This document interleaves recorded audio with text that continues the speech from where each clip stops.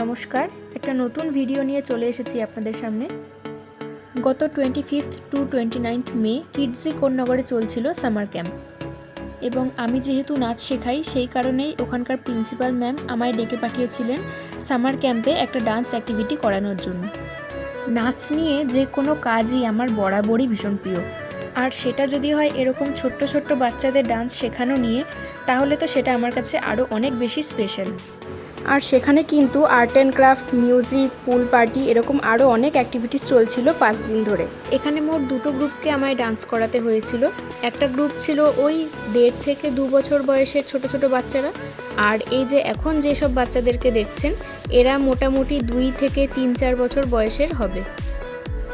ভিডিওতে আপনারা দেখতেই পাচ্ছেন ওরা কতটা অ্যাক্টিভলি ডান্স করছে, আর আমার ডান্স শেখানোটাকে ওরা কিন্তু বেশ এনজয় করেছে। তারপর ওদের সঙ্গে গল্প করতে করতে কিভাবে যে সময় পেরিয়ে গেল টেরই পেলাম না। ছোট বাচ্চাদের সঙ্গে সময় কাটাতে আর গল্প করতে আমার কিন্তু বেশ ভালো লাগে। আর এই দেখো, আমি ভিডিও করছিলাম বলে ওরা উকি মারছিল আমার ক্যামেরায়।